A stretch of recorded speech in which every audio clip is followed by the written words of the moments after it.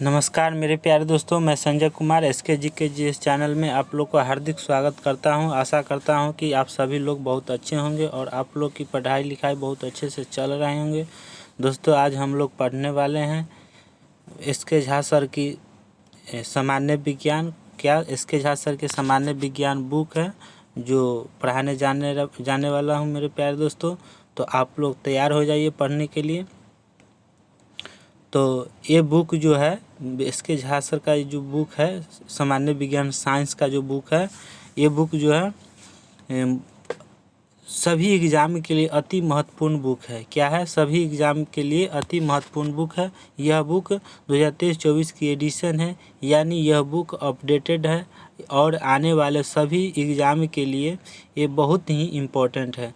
तो आज हम बुक की 6 पार्ट को पढ़ेंगे, जिसमें हम इस बुक में दिए गए बहुत सारे इम्पोर्टेंट टॉपिक को डिस्कस करेंगे और साथ ही क्वेश्चन बैंक को भी पढ़ेंगे। इसमें जो क्वेश्चन प्रीवियस क्वेश्चन दिया हुआ है उसको भी इसमें साथ साथ कंप्लीट करते चलेंगे। यह सभी टॉपिक जो है, यह सभी टॉपिक और क्वेश्चन बैंक प्रीवियस क्वेश्चन आपको आने वाले सभी एग्ज़ाम के लिए बहुत ही इम्पोर्टेंट है।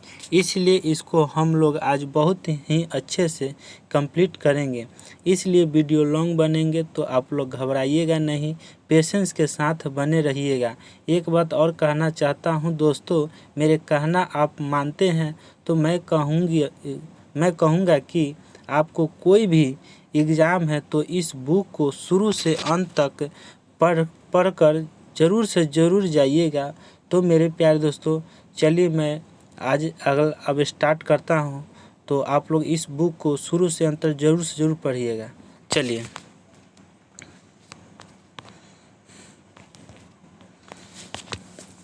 क्या है सर? SK झा सर का क्या है? सामान्य विज्ञान है, मतलब साइंस का बुक है। चलिए आगे। तो इस बुक से क्या कौन सा एग्ज़ाम में पूछा जाता है? तो फिजिक्स, केमिस्ट्री, बायोलॉजी इसमें है, 3 गो है। ये साइंस का बुक है। Railway, SSC, UPSC, state exam, UGC, net, JRF, शिक्षक, BEd, अन्य सभी प्रतियोगिता परीक्षाओं के लिए उपयोगी है, सभी एग्ज़ाम के लिए है। इसमें कौन कौन सा क्वेश्चन इंक्लूड है इसमें? तो थ्योरी है, प्रैक्टिकल MCQ है और विथ न्यूमेरिकल है, प्रीवियस क्वेश्चन है, MCQ है। और SK झा सर का लोगो यहाँ लगा हुआ है, फोटो, तो आप देख सकते हैं। भौतिक विज्ञान का ये है, रसायन विज्ञान, केमिस्ट्री का है और जीव विज्ञान। तो जीव विज्ञान में क्या पढ़ाएंगे? परिचय क्लास करा दिया गया है, कोशिका भी हो गया है, कोशिका विभाजन भी हो गया। आज पाचन तंत्र पढ़ाएंगे, पाचन तंत्र भी पढ़ा चुके हैं लेकिन इसमें पार्ट बचा हुआ है। तो आज देखिए कंप्लीट अगर हो जाएगा तो हो जाएगा। तो आज पाचन तंत्र पढ़ाएंगे। तो चलिए स्टार्ट करते हैं मेरे प्यारे दोस्तों। इनमें 22 गो है, 22 लेसन है। तो आज 4 लेसन पढ़ेंगे।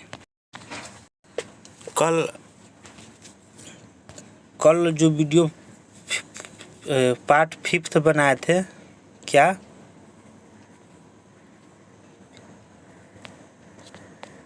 इसमें लिखा नहीं रहा? 5th पार्ट बनाए थे, इनकी 4-5th बनाए थे। तो ये क्वेश्चन पढ़ा दिए थे दंत का, है ना? क्या दंत का जो दांत होता है उसका चैप्टर पढ़ा दिए थे। तो चलिए आगे यहाँ से आते हैं।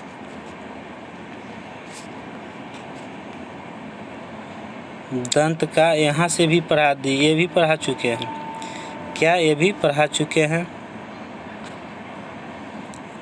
पढ़ाया ना? यहाँ तक पढ़ा चुके थे। 4 गुना 2 कीर्तन, कटना, फाड़ना, चबाना, ये सब दांत हैं, है ना?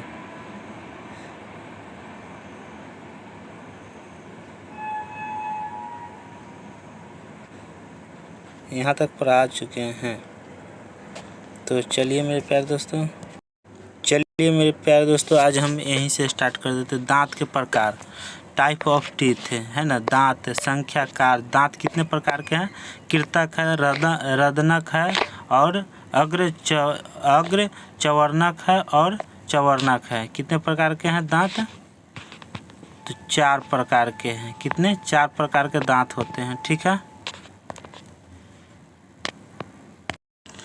4 प्रकार में कौन कौन है, कृंतक, तो कृंतक में इंसाइजर, इंग्लिश में क्या बोलते हैं, इंसाइजर दांत। इंसाइजर दांत की संख्या कितना है, 8 है। कितना है, 8 है। 4 गो ऊपर होता है, 4 गो नीचे होता है ना। तो 8 गो दांत होता है। जो इसका कार्य क्या है, काम करने का क्या है कार्य, तो काटने का काम करता है। कौन, 8 दांत जो है इंसाइजर, वो काटने का काम करता है। रदनक, कैनिन, क्या है, कैनिन, इसका संख्या 4 है। क्या है, 4 है। इस चीरने का काम करता है। क्या, चीरने का काम करता है। अग्रचवक, क्या है, अग्रचवर्णक, तो अग्रचवर्णक प्रीमोलर, क्या है, प्रीमोलर, तो इसमें क्या है, 8 है संख्या, क्या है, 8 है। और चवर्णक, मोलर, प्रीमोलर और मोलर में कितना है, 8 है, इधर 4 है, तो 8 4 कितना हो गया, 12 है। कितना है, 12 है। तो टोटल मिला के कितना हो गया, कुल दांतों की संख्या 32 है। चलिए, इसका काम है चबाना। इसका काम क्या है, इसका काम है चबाना, ठीक है। नेक्स्ट, दंत सूत्र, डेंटल फार्मूला है ना। वयस्क अडल्ट में जो है ICPM का फार्मूला लगता है, 2 ऊपर 1 2 3 और 2 1 2 3 गुना 2, है ना। देखिए ये क्या है, 2 1, तो 2 1 कितना होता है, 3 होता है, 3 आ 2 5 होता है, 5 आ 2 3 8 होता है ना। गिनो इसको, 2 1 3, 3 आ 2 5 है, 5 आ 3 8 है। तो इंसाइजर कितना है, यहाँ देखो इंसाइजर, आई से होता है इंसाइजर, तो इंसाइजर की कितना है, 2 है। और आई से क्या होता है, सी से क्या होता है, यहाँ देखो कैनिन होता है। क्या होता है, कैनिन, सी से कैनिन होता है। तो कैनिन की संख्या कितना है, इंसाइजर की संख्या है 2, कैनिन है कितना, 1 है ना। और ये क्या है, प्रीमोलर, क्या है, प्रीमोलर, तो प्रीमोलर की कितना संख्या है, 2 है। और ये मोलर है, क्या है, मोलर है, तो मोलर की संख्या कितना है, 3 है। तो इस सब को अगर जोड़ेंगे तो कितना हो जाएगा, 8 हो जाएगा। कितना हो जाएगा, 8। जब 8 हो जाएगा तो 8 में गुना करेंगे 2 से तो कितना हो जाएगा, 8 में करेंगे 2 से तो कितना हो जाएगा, 16 हो जाएगा, होगा ना 16। और फिर इसको गुना करेंगे, ये भी ऊपर जितना रहेगा दांत उतना भी नीचे रहता है, तो फिर इसमें भी 2 से गुना करेंगे तो कितना आ जाएगा, 16। तो 16 + 16 कितना हो जाएगा मेरे प्यारे दोस्तों, तो 32 हो जाएगा। क्या हो जाएगा, 32। तो टोटल संख्या दांत की संख्या कितना, 32 है ना। तो ऊपर अगर इंसाइजर 2 है तो नीचे भी इंसाइजर 2 है। ऊपर कैनाइन क्या है, 2 अति 1 है, तो नीचे भी 1 है। ऊपर प्रीमोलर 1 है, 2 है, तो नीचे भी प्रीमोलर 2 है। मोलर ऊपर 3 दांत है, तब नीचे भी मोलर 3 दांत होगा। तो टोटल मिलाकर दांतों की संख्या 32 इसी फार्मूला पर बैठाया गया है, ठीक है। नेक्स्ट क्वेश्चन, अब आ जाइए बच्चा में, चाइल्ड में, तो ICPM वही फार्मूला है। तो यहाँ है इंसाइजर की, सॉरी क्या हो रहा है, यहाँ इंसाइजर कितना है, इंसाइजर की संख्या है 2 है, ऊपर में 2 है। यहाँ 2 1 0 2 फार्मूला लगा है बच्चा में। तो बच्चा में दांतों की संख्या कितना होता है, 20 होता है। तो इंसाइजर कितना है बच्चा में, 2 है। कितना है, 2 है ना। और कैनान कितना है, कैनान, एक सेकेंड यहाँ से कर देते हैं, यहाँ से इंसाइजर हो गया 2, कैनाइन हो गया 1, और क्या हो गया, प्रीमोलर हो गया, प्रीमोलर कितना हो गया, प्रीमोलर हो गया 0, और मोलर हो गया 2। तो इसको जोड़ो, 2 1 3 और 3 आ 2 5 हुआ ना, 2 1 3 और 3 2 5। तो 5 में 2 से गुना करेंगे तो कितना आ जाएगा, 10 आएगा ना। कितना आएगा 10 आएगा। तो 10 आया, फिर प्लस कर दो, फिर 5 दूना 2 1 3 और 3 2 5 और 5 दूना 10। तो 10 10 दोनों को ऐड करेंगे तो कितना आ जाएगा, तो 20 आ जाएगा। तो 10 दांत ऊपर होता है, 10 दांत नीचे होता है। तो बच्चे में कितने होते हैं, 10 दांत ऊपर 10 दांत नीचे, तो टोटल हो जाएगा 20 दांत। अडल्ट में सियाना में क्या होता है, सियाने में तो ऊपर 16 होता है और नीचे 16 होता है, टोटल क्या होगा 32। तो याद रखिएगा, चाइल्ड में दांतों की संख्या 20 और वयस्क में अडल्ट में 32। इस फार्मूला को रखिएगा। ऊपर में अडल्ट में ऊपर में होता है 16, नीचे 16 होता है, टोटल 32। और चाइल्ड में होता है 10 ऊपर 10 नीचे, ये याद रखिएगा। अब चाइल्ड में पूछ देगा कि चाइल्ड में जो है कैनान की संख्या कितनी है, कैनान की संख्या कितनी है, तो 1 ही याद रखिएगा, 1 है। लेकिन अगर प्री मोलर पूछ देगा कि बच्चे में, देखिए पूछ देगा कि बच्चे में क्या, बच्चे में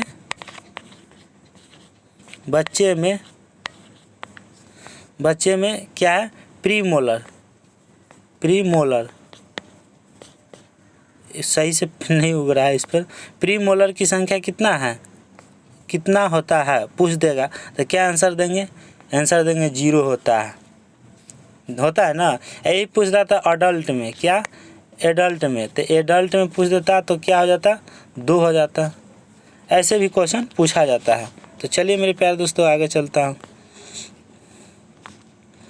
आगे है नोट्स में, 5 साल से कम उम्र के बच्चों में दांतों की संख्या 20 होती है। कितना, 5 साल से कम की उम्र के बच्चों में दांतों की संख्या कितनी होती है, 20 होती है।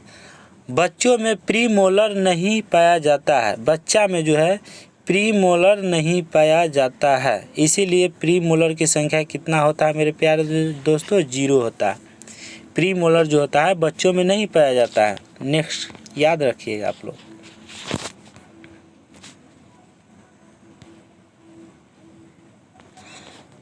आगे आ जाइए।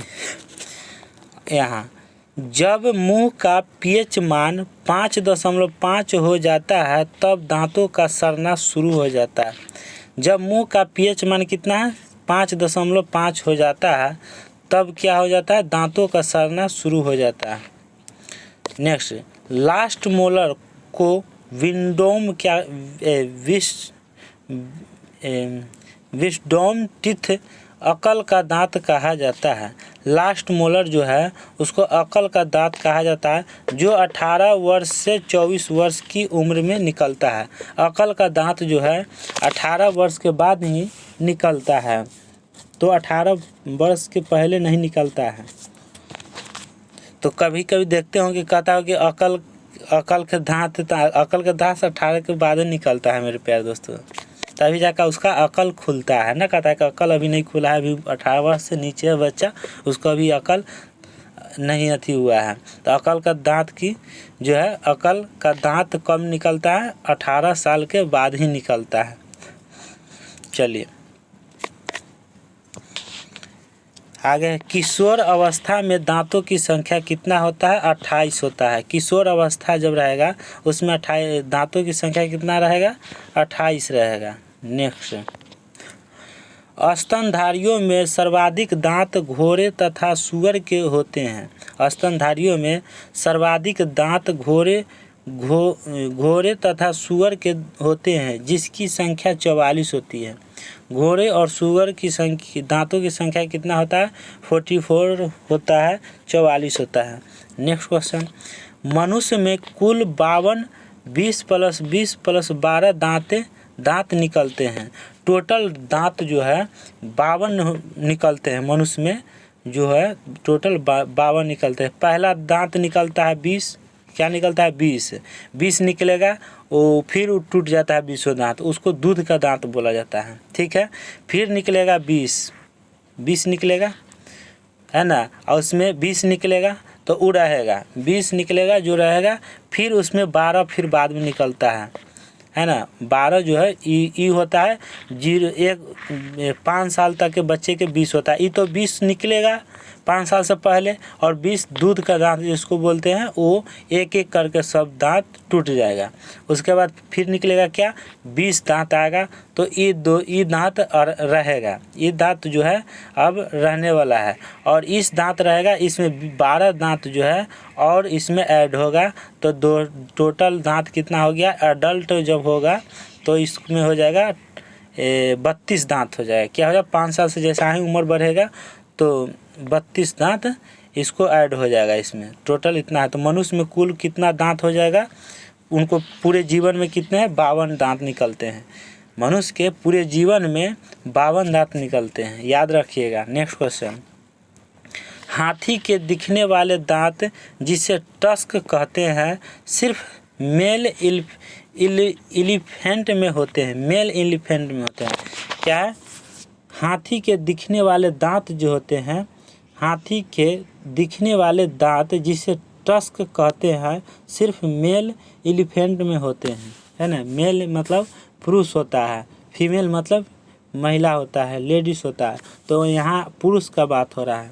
मेल एलिफेंट, पुरुष हाथी जो होता है, मेल हाथी, उसी के दांत दिखते हैं। चलिए नेक्स्ट क्वेश्चन, अगला ये, दांतों का वह भाग जो मसूड़ों से मसूड़ों से बाहर दिखाई देता है, दांतों का वह भाग जो मसूड़ों से बाहर दिखाई देता है उससे क्राउन कहा जाता है। क्या, क्राउन कहा जाता है। तथा मसूड़े के अंदर वाले भाग को रूट कहते हैं। मसूड़े के जो अंदर में जो है भाग है उसको रूट कहते हैं।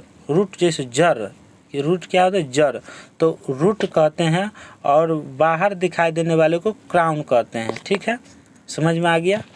नेक्स्ट क्वेश्चन,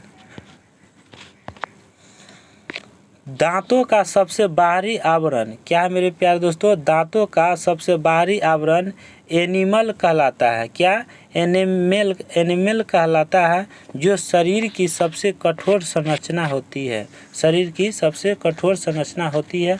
तो मेरे प्यारे दोस्तों, तो आप लोग अगर इस चैनल पर नए हैं तो प्लीज़ दोस्तों इस चैनल को सब्सक्राइब करके बेल आइकन घंटी को दबा के ऑल कर दीजिए, ताकि आपके पास पर डे जो वीडियो खान सर का नोट्स जो पढ़ाया जाता है और जो SK झा सर का पढ़ाया जाता है बुक, उसका पर डे नोटिफिकेशन यहाँ से जैसा ही अपलोड किया जाएगा तो आपको सबसे पहले पहुँच जाएगा।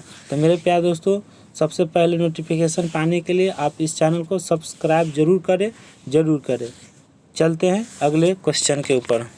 चलिए नेक्स्ट क्वेश्चन है, एनिमल क्या है, एनिमल के कारण ही दांतों का रंग सफ़ेद होता है। क्या है, एनिमल के कारण जो है दांतों का रंग जो है सफ़ेद होता है। नेक्स्ट है, एनिमल के अंदर वाले भाग को डेंटाइन कहते हैं। क्या, डेंटाइन कहा जाता है, तथा डेंटाइन के अंदर एक नली नुमा संरचना होती है जिसमें द्रव भरा रहता है, उस द्रव को पल्प कहते हैं। क्या, पल्प कहते हैं। नेक्स्ट क्वेश्चन, दांत जबड़े की मांसपेशियों में स्थित होता है। दांत जो है जबड़े के मांसपेशियों में स्थित होता है। इस मांसपेशियों को शरीर की सबसे मजबूत मांसपेशी माना जाता है, तथा जबड़े की हड्डी को सबसे मजबूत हड्डी माना जाता है। जबड़े की जो है क्या है, जबड़े की हड्डी को सबसे मजबूत हड्डी माना जाता है। नेक्स्ट क्वेश्चन है, फ्लोरीन की कमी से दांत कमज़ोर होते हैं। किसकी कमी से, फ्लोरीन की कमी से दांत कमज़ोर होते हैं तथा टूट कर झड़ने लगते हैं, जिसे दंत क्षय या फ्लोरोसिस फ्लोरोसिस नामक बीमारी कहा जाता है। नेक्स्ट, जीभ, टंग, क्या, जीभ के बारे में पढ़ते हैं। जीभ एक मांसल संरचना है। क्या है, मांसल संरचना है, जो पीछे वाले हिस्से से गर्दन से जुड़ी रहती है। पीछे वाले हिस्से से क्या होता है, गर्दन से जो है जीभ जुड़े हुए रहते हैं। चलिए नेक्स्ट पर आ जाइए। अगला है, जीभ के ऊपरी सतह, जीभ का जो है ऊपरी सतह पर छोटी छोटी ग्रंथियाँ पाई जाती है। क्या, छोटी छोटी ग्रंथियाँ पाई जाती है ना, छोटी छोटी ग्रंथियाँ पाई जाती है, जिससे टेस्ट बड्स कहते हैं। क्या? TAST, टेस्ट बड्स स्वाद ग्रंथियाँ, टेस्ट बड्स स्वाद ग्रंथियाँ कहा जाता है। जीभ के ऊपरी सतह पर छोटी छोटी ग्रंथियाँ पाई जाती है, जिसे टेस्ट बड्स स्वाद ग्रंथियाँ कहा जाता है। टेस्ट बड के द्वारा भोजन में मौजूद स्वाद का पता लगाया जाता है। जो स्वाद ग्रंथियाँ है उससे क्या होता है, भोजन में मौजूद स्वाद जो है उसका पता लगाया जाता है। मनुष्य में टेस्ट बड्स की संख्या 8,000 से 10,000 कितना है, 10,000 होती है। 8,000 से 10,000 संख्या होती है किसका, टेस्ट बड्स की, मतलब स्वाद ग्रंथि की संख्या कितना है, 8,000 से 10,000 होती है। नेक्स्ट क्वेश्चन है, स्वादिष्ट भोजन देखकर मुंह में पानी आ जाता है। जब कोई भी स्वाद, जैसे मान लिया कि बहुत अच्छा खाना है, उसको देखकर मुंह में क्या हो जाएगा, पानी आ जाए। छोटा सा उदाहरण है, जैसे इमली के नाम लिया जाए तो अभी भी कितना को जो भी बच्चा पढ़ रहे हैं उसको इमली के नाम लेने से उसको मुंह में पानी आ गया होगा, है ना। तो आप लोग को भी आ गया होगा। नहीं तो गोलगप्पा में पानी जो रहता है, वहाँ भी खाने से या नाम लेने से इमली हो गया, तो आप लोग वहाँ क्या हो जाता है, मुंह में पानी आ जाता है। तो स्वादिष्ट भोजन मुंह में पानी आ जाता है। स्वादिष्ट भोजन जो है देखकर मुंह में क्या आ जाता है, पानी आता है। यह क्या है, स्नायु संबंधित प्रक्रिया है। किसी भी प्रकार के स्वाद के लिए जीभ उत्तरदायी होता है। किसी भी स्वाद की प्रक्रिया के लिए क्या होता है, स्वाद की क्या है, किसी भी प्रकार के स्वाद के लिए जीभ उत्तरदायी होता है। जीभे से तो स्वाद लिया जाता है ना। नेक्स्ट है टेस्ट बड्स। क्या? टेस्ट बड कुल 4 प्रकार के होते हैं। स्वाद का पता लगा सकती है ना। अलग अलग हिस्सों में मौजूद टेस्ट बड के द्वारा पता लगाने का कार्य संपन्न होती है। चलिए क्या क्या होती है। पहला है मीठा पता लगाने के लिए सबसे आगे वाले हिस्से से पता लगाया। तो सबसे आगे वाला जीभ का हिस्सा जो होता है उससे क्या होता है, मीठा चीज़ का पता लगाया जाता है। अगर मीठा पता लगाना है तो मीठ चीज़ अगर लगेगा तो सबसे आगे वाले हिस्से से, जीभ का जो हिस्सा, उससे मीठा चीज़ का पता लगता है। नेक्स्ट बी में खट्टा और नमकीन को पता कैसे चलता है कि खट्टा है कि नमकीन है, तो बीच वाले हिस्से से पता चलता है। जीभ का जो बिचला हिस्सा है उससे क्या होता है, खट्टा का पता चलता है और नमकीन का पता चलता है। अगला सी में है तीखा। तीखा किससे चलता है, तो पीछे वाले हिस्से से, पीछे वाले जो हिस्सा है अंदर का पीछे वाला हिस्सा, उससे क्या होता है, तीखा मतलब तीता लगता है ना, कोई भी खाना खाते तो तीता लगता है या तीखा, उसको तीखा बोलते हैं। तो पीछे वाले हिस्सा से क्या होता है, तीखा का पता लगता है। चलिए अगले टॉपिक पर क्वेश्चन पे चलते हैं। चलिए नोट्स में क्या दिया हुआ है, जीभ का मध्य भाग किसी भी प्रकार के स्वाद का पता लगाने की क्षमता नहीं रखता है। जीभ का जो है मध्य मतलब बीच का भाग जो है, सेंटर बीच का मध्य भाग किसी भी प्रकार का स्वाद का पता लगाने की क्षमता नहीं रखता है, कोई उसका क्षमता नहीं है, अर्थात स्वादहीन है ना, टेस्टलेस होता है। क्या होता है, टेस्टलेस होता है, मतलब स्वादहीन होता है। चलिए नेक्स्ट, ऐसे भी क्वेश्चन पूछ दिया है कि जीभ का कौन सा हिस्सा है जो स्वादहीन होता है, तो जीभ का बिचला हिस्सा आंसर मारेंगे। नेक्स्ट क्वेश्चन, जीभ के पीछे वाले हिस्से में एक मांसल उभरी हुई संरचना पाई जाती है। जीभ के पीछे वाले हिस्से में एक क्या है, मांसल जो है, एक मांसल उभरी हुई संरचना पाई जाती है, जिसे टॉन्सिल कहा जाता है। टॉन्सिल जिसको देहाती भाषा में या अपना भाषा में बहुत जगह बोला जाता है कि उसको लिबलिबी, क्या बोला जाता है, लिबलिबी, जो बहुत के बढ़ जाता है लिबलिबी, तो दर्द करने लगता है ना, दर्द करने लगता है, फूल जाता है, लाल हो जाता है, तो उसको क्या कहा जाता है? टॉन्सिल। तो कहता है टॉन्सिल बढ़ गया है ना, उसको दर्द बहुत ज़्यादा करने लगता है टॉन्सिल बढ़ने के बाद, उसको लिबलिबी बोला जाता है। तो मांस उभरी हुई संरचना पाई जाती है। तो आप लोग के इधर क्या बोला जाता है? आप लोग क्या बोलते हैं आप लोग मेरे प्यारे दोस्तों? तो आप लोग कमेंट बॉक्स में बताइए कि टॉन्सिल को क्या आप लोग बोलते हैं। कमेंट बॉक्स में लिख कर बताइए कि क्या बोलते हैं, तो हम भी देखते हैं क्या क्या आप लोग बोलते हैं। तो जीभ के पीछे वाले हिस्से में एक मांसल उभरी हुई संरचना पाई जाती है जिसे टॉन्सिल कहा जाता है। अगला है टॉन्सिल के द्वारा लाइम्फोसिटिस, क्या है? लाइम्फोसाइटिस का निर्माण होता है। लाइम्फोसाइटिक्स का निर्माण किया जाता है जो भोजन में मौजूद रोगाणुओं को नष्ट करने का कार्य करती है। क्या है? भोजन में मौजूद जो है रोगाणुओं को नष्ट करते हैं। भोजन में जो मौजूद रोगाणु जो है उसको क्या होता है? टॉन्सिल जो है नष्ट करने का कार्य करती है। उसको नष्ट करके ही भोजन को क्या अंदर में भेजता है, प्रवेश करता है।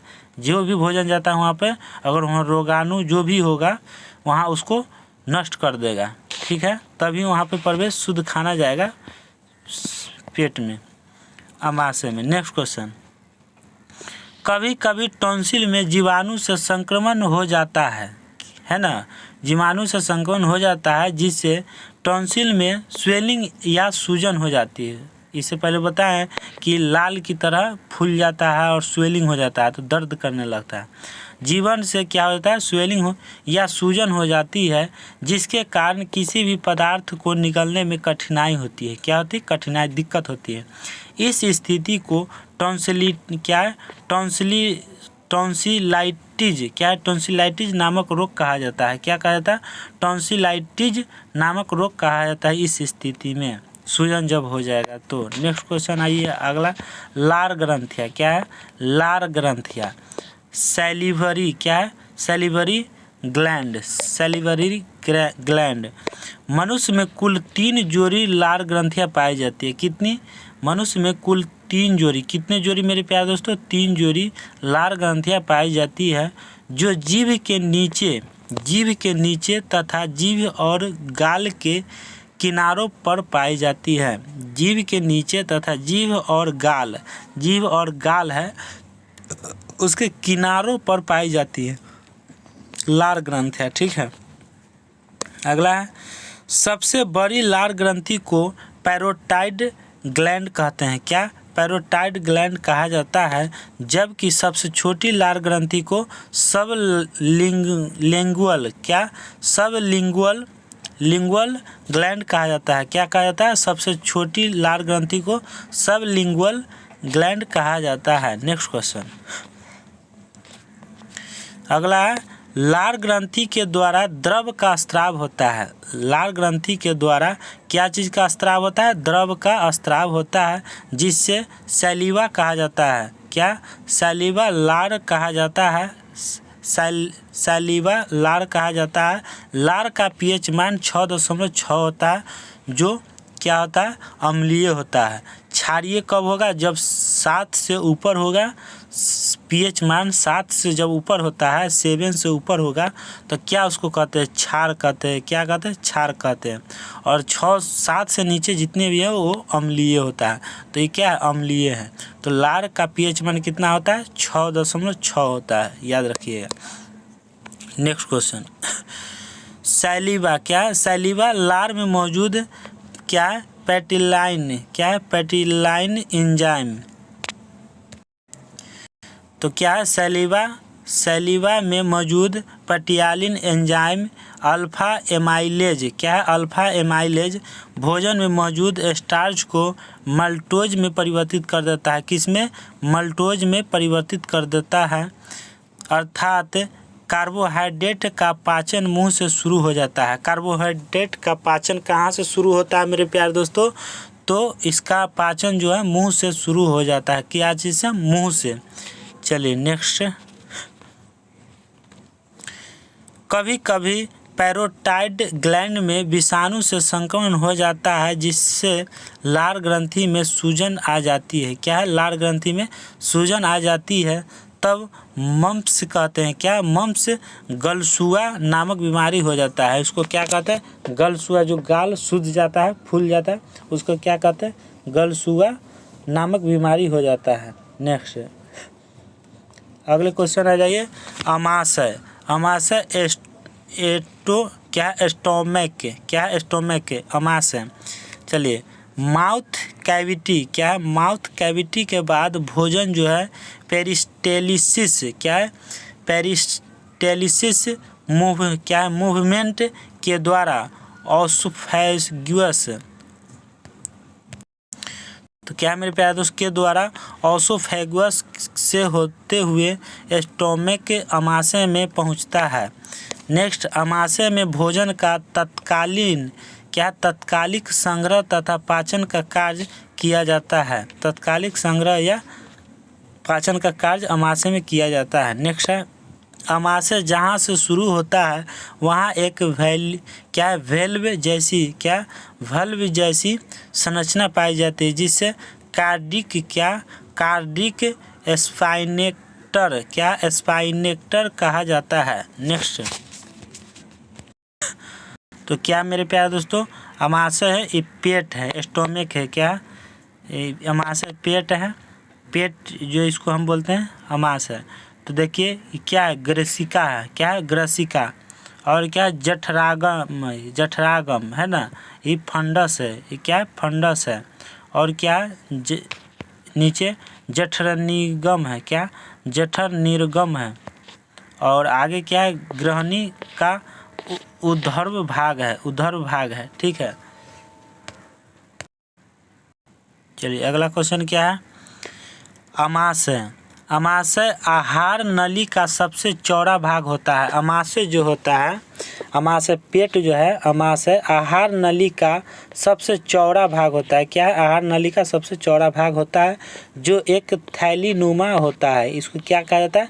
थैलीनुमा कहा जाता है। ठीक है। अगला, अमाशय को 3 भागों में विभाजित किया जाता है। कौन कौन है? पहला है ऊपर वाला भाग जो हृदय के नज़दीक होता है, यहाँ पे होता है, नज़दीक होता है, उससे कार्डिक। क्या? Cardiac part. बीच वाले भाग को फंडिक पार्ट। क्या? Fundic part. तथा सबसे नीचे वाले भाग को क्या? पाइलोरिक। क्या? पाइलोरिक पार्ट कहा जाता है। ठीक है। नेक्स्ट क्वेश्चन है, अमाशय के सबसे नीचे वाले हिस्से में भी एक वल्व नाम। क्या? अमाशय के सबसे नीचे वाले हिस्से में भी एक वल्व नुमा संरचना पाई जाती है, जिसे क्या कहते हैं? पाइलोरिक स्पाइनेक्टर कहते हैं। तीसरा है, अमाशय की दीवारों पर एक चिपचिपा आवरण पाया जाता है, जिसे म्यूकस मेम्ब्रेन। क्या है? मेम्ब्रेन कहते हैं। म्यूकस मेम्ब्रेन कहते हैं। नेक्स्ट क्वेश्चन, अमाशय की दीवारों पर कुछ ग्रंथियां पाई जाती है। अमाशय की दीवारों पर कुछ ग्रंथियां पाई जाती है, जिसे गैस्ट्रिक ग्लैंड कहा जाता है। गैस्ट्रिक ग्लैंड कहा जाता है। नेक्स्ट, गैस्ट्रिक ग्लैंड के द्वारा द्रव का स्राव होता है। क्या चीज़ का? द्रव का स्राव होता है, जिसे जठर रस कहते हैं। जिसे क्या कहते हैं मेरे प्यारे दोस्तों? जठर रस, गैस्ट्रिक जूस कहा जाता है। गैस्ट्रिक जूस कहाँ रहता है मेरे प्यारे दोस्तों? तो गैस्ट्रिक ग्लैंड के द्रव का स्राव होता है, जिसे जठर रस कहा जाता है। आगे, गैस्ट्रिक जूस मात्रा 1.5 से 2 लीटर पर दिन होता है। जो है गैस्ट्रिक जूस का जो है पर डे जो है स्राव 1.5 लीटर से 2 लीटर पर दिन होता है। पीएच मान इसका कितना है? गैस्ट्रिक जठार रस की 1.5 से 2.5 है। 1.5 से 2.5 जो है पीएच मान 1.5 से 2.5 पीएच मान होता है। चलिए, कंपोजिशन इसका क्या है? गैस्ट्रिक जूस का HCl होता है, और इसमें पेप्सिन एंजाइम भी होता है, और रेनिन एंजाइम, तीनों जो है इसमें रहता है। कॉम्बिनेशन इसमें क्या क्या है? गैस्ट्रिक जूस में पहला HCl हाइड्रोक्लोरिक अम्ल होता है ना, हाइड्रोक्लोरिक अम्ल होता है, और पेप्सिन होता है, पेप्सिन एंजाइम और रेनिन एंजाइम, तीनों इसमें होता है। नेक्स्ट हाइड्रोक्लोरिक अम्ल क्या है, हाइड्रोक्लोरिक एसिड है ना, यह एक क्या स्ट्रॉन्ग एसिड है जिसके द्वारा भोजन पचाने के लिए अम्लीय माध्यम का निर्माण किया जाता है। भोजन पचाने के लिए क्या काम किया जाता है, HCl का उपयोग होता है। HCl के कारण ही एंजाइम सक्रिय होते हैं, क्या होता है, सक्रिय होते हैं, जिससे पाचन की क्रिया संपन्न होती है। HCl के कारण ही एंजाइम जो है सक्रिय होते हैं, है ना, जिससे पाचन की क्रिया संपन्न होती है। नेक्स्ट, एंजाइम भोजन में मौजूद हानिकारक पदार्थों को नष्ट करने का कार्य करता है। एंजाइम जो है HCl भोजन में मौजूद, जब भोजन में HCl मौजूद होता है तो हानिकारक पदार्थों को नष्ट करने का कार्य करता है HCl, है ना। नेक्स्ट है पेप्सिन, क्या है, पेप्सिन एंजाइम, यह भोजन में मौजूद प्रोटीन को पेप्टोन्स में परिवर्तित करता है।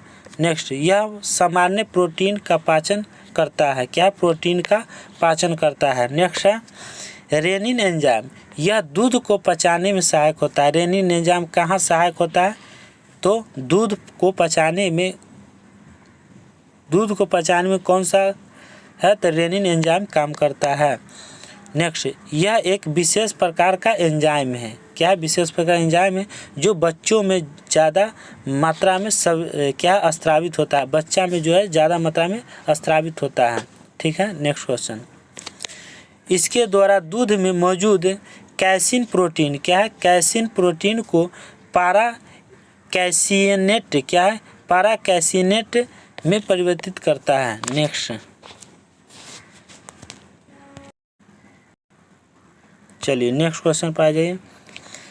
कैसीन प्रोटीन के कारण ही दूध का रंग सफ़ेद होता है। दूध का रंग सफ़ेद क्यों होता है, तो कैसीन प्रोटीन के कारण, किसे, कैसीन प्रोटीन के कारण दूध का रंग सफ़ेद होता है।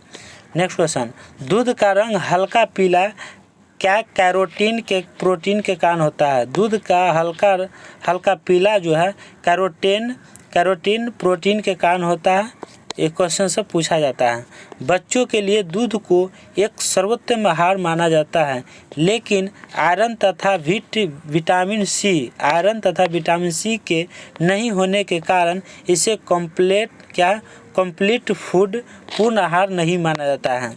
इसमें आयरन और विटामिन सी नहीं रहता है, किसमें, दूध में क्या नहीं रहता है, विटामिन सी और आयरन नहीं रहता है, उसमें कैल्शियम रहता है। इसीलिए संपूर्ण जो है कंप्लीट फूड, पूर्ण आहार नहीं माना जाता है। ठीक है। नेक्स्ट क्वेश्चन, माँ का दूध बच्चे के लिए सर्वोत्तम आहार है, क्योंकि माँ के दूध में एंटीबॉडी प्रतिरक्षी पाया जाता है, जिससे रोगों से सुरक्षा मिलती है। रोगों से क्या मिलती है, सुरक्षा। तो बच्चों को माँ का दूध ही पिलाना चाहिए। माँ का दूध से बढ़ के कोई दूध नहीं है। तो माँ का दूध अगर नहीं होता है, अगर उस स्थिति में जब माँ का दूध नहीं हो रहा है, तो उस स्थिति में आप गाय का दूध पिला सकते हैं, भैंस का नहीं। भैंस का दूध पिलाइएगा तो उसको क्या करेगा, हानि करेगा, कफ जमेगा, क्योंकि भैंस का दूध जो होता है मोटा होता है ना, वो हानि करेगा। उसमें फैट जो है ज़्यादा होता है। गाय के दूध में उतना नहीं होता है, पतला होता है, इसमें फैट नहीं होता और बहुत अच्छा होता है गाय का दूध। तो माँ का अगर दूध नहीं है, न होने की स्थिति में गाय का दूध आप पिला सकते हैं, है ना। तो चलिए, सुरक्षा मिलती है। नेक्स्ट क्वेश्चन, मिश्रित भोजन पूर्ण आहार की श्रेणी में आता है। क्या, मिश्रित भोजन जो है पूर्ण आहार की श्रेणी में आता है। मिश्र मतलब मिक्स भोजन, है ना। मिक्स भोजन जो है पूर्ण आहार की श्रेणी में आता है। नेक्स्ट क्वेश्चन क्या है मेरे प्यारे दोस्तों, छोटी आंत, स्मॉल इंटेस्टाइन, छोटी आंत, यह आहार नाल का सबसे लंबा भाग है। छोटी आंत जो है यह आहार नाल का सबसे लंबा भाग है, जिसकी लंबाई लगभग 6 से 8 मीटर होती है। तो क्वेश्चन आएगा कि छोटी आंत की लंबाई कितनी होती है, तो 6 से 8 मीटर मारिएगा। क्या, ये याद रख लीजिए। छोटी आंत की लंबाई कितनी होती है, 6 से 8 मीटर होती है। नेक्स्ट क्वेश्चन, अमाशय में पाचन क्रिया संपन्न होने के बाद, अमाशय में पाचन क्रिया संपन्न होने के बाद भोजन छोटी आंत में पहुंचता है। अमाशय पहले जाता है भोजन, अमाशय में कहाँ जाता है, पहले आहार नाल में, मुंह में रखते हैं भोजन, कभी भी मुंह से जाता है, मुख से गया आहार नाल में, आहार नाल से गया अमाशय में, है ना। पाचन क्रिया संपन्न होने के बाद क्या, अमाशय में पाचन क्रिया संपन्न होता है, वहाँ पे जाता है, थोड़ा पचता है, और उसके बाद भोजन छोटी आंत में पहुँचता है। पहले क्या, अमाशय में पचता है, उसके बाद भोजन जो पचा हुआ बच गया तो छोटी आंत में गया, वहाँ पहुँचता है, जहाँ भोजन का पाचन तथा अवशोषण की क्रिया की जाती है। पाचन तथा अवशोषण जो भी है वहाँ छोटी आंत में पूरे क्लियर से पच जाएगा, है ना। चलिए आगे चलिए। नेक्स्ट, संपूर्ण आहार नाल की लंबाई 10 मीटर होता है। क्या होता है, संपूर्ण आहार नाल जो है, आहार नाल देखते हो जो भोजन करते हैं तो वहाँ खाना जाता है ना, तो गर्दन के पास होता है, तो आहार नाल की लंबाई कितना होता है, 10 मीटर होती है। पाचन संबंधित सबसे अधिक कार्य छोटी आंत में होती है। पाचन संबंधी जो भी है सबसे अधिक जो है कार्य कहाँ करता है, छोटी आंत करती है। थोड़ा सा नहीं तो अमाशय कर देता है, ऊपर पेट जो है अमाशय वो कर देता है, जो बाकी बात जो काम है सारा सभी काम करेगा छोटी आंत, जो भी पचाना सारा काम छोटी आंत करता है। नेक्स्ट, छोटी आंत 3 भागों में विभाजित होती है। कौन कौन है, पहला है डोडेनियम, क्या, डोडेनम,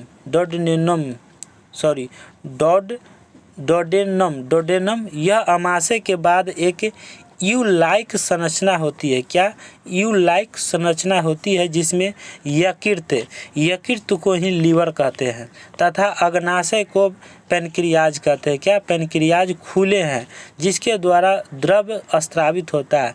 यह द्रव एंजाइम्स को सक्रिय करते हैं, जिसे भोजन का पाचन कहते हैं। जिसे क्या कहते हैं, भोजन का पाचन कहते हैं। नेक्स्ट क्वेश्चन, अगला आ जाइए। क्या है, जेन्युनम, क्या है, जेनुनम, क्या है, डोडेनम के आगे वाला भाग जेनुनम कहलाता है, जो भोजन को छोटी आंत के नीचे वाले हिस्से में पहुंचाने का कार्य करता है। क्या है, भोजन को छोटी आंत के नीचे वाले हिस्से में पहुंचाने का कार्य करता है ड्यूडेनम। क्या है, ड्यूडेनम। अगला है, जेजुनम में पाचन संबंधी कोई भी रासायनिक कार्य नहीं होता है ना। पाचन संबंधी कोई भी रासायनिक कार्य जो है जेजुनम में नहीं होता है। नेक्स्ट क्वेश्चन 3, क्या है, क्या ह्यूम ILE है ना। क्या, आइलियम, यह छोटी आंत का सबसे नीचे वाला हिस्सा होता है, जो कई घुमावदार नलियों के रूप में पाया जाता है। नेक्स्ट, छोटी आंत से निम्न एंजाइम स्रावित होते हैं। छोटी आंत से जो होता है निम्न एंजाइम जो है स्रावित होते हैं। फर्स्ट है इरेप्सिन, सेकेंड है स्क्रैच, स्क्रैच,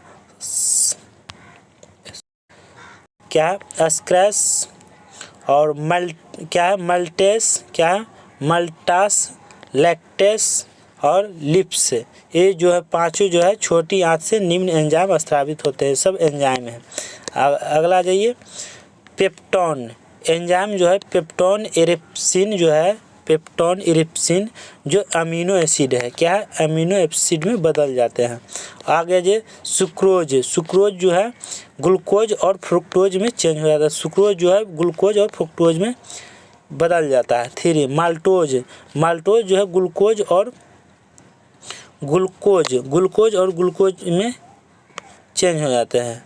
लैक्टोज, क्या है, लैक्टोज जो है ग्लूकोज और ग्लैक्टोज में चेंज हो जाते हैं, चलिए बदल जाते हैं। 5 में फैट्स, लिप्स, क्या, फैट्स जो है लिप्स फैटी एसिड प्लस ग्लाइसोरोल, क्या है, ग्लाइसोरोल में चेंज हो जाता है।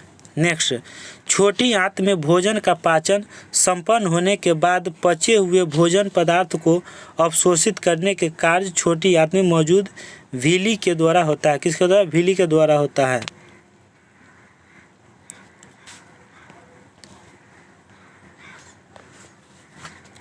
नेक्स्ट,